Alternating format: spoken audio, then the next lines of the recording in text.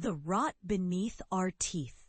The last thing I remember before the world went dark was the sound of laughter, sharp, stinging.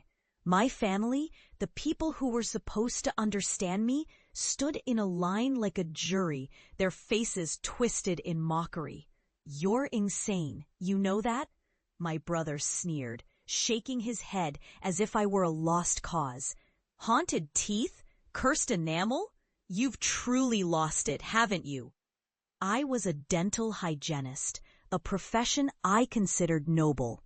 Yet, after I was publicly accused of malpractice for inventing bizarre cases of tooth decay, I was driven out of the clinic, my reputation shattered like brittle porcelain.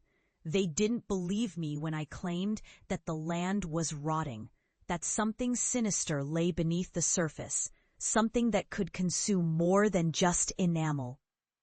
I had stumbled upon an ancient evil tied to the soil, and I was determined to expose it, even if it meant wandering into the dark depths of abandoned mining towns where whispers of sentient cavities had sent shivers down the spines of seasoned dentists.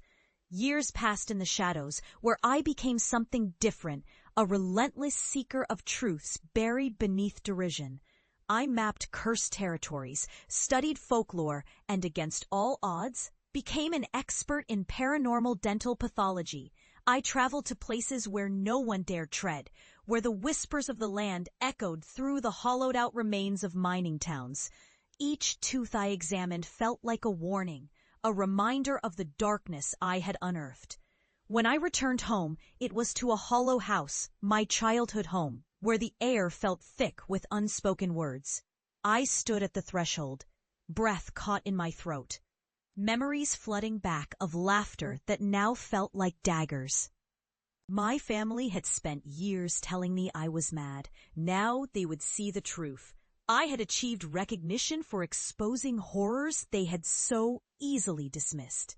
I knocked, heart racing. My mother answered, her eyes widening in shock as she took in the sight of me. I was different now, haunted perhaps. There were lines etched into my skin from sleepless nights, eyes that glinted with knowledge of the unspeakable.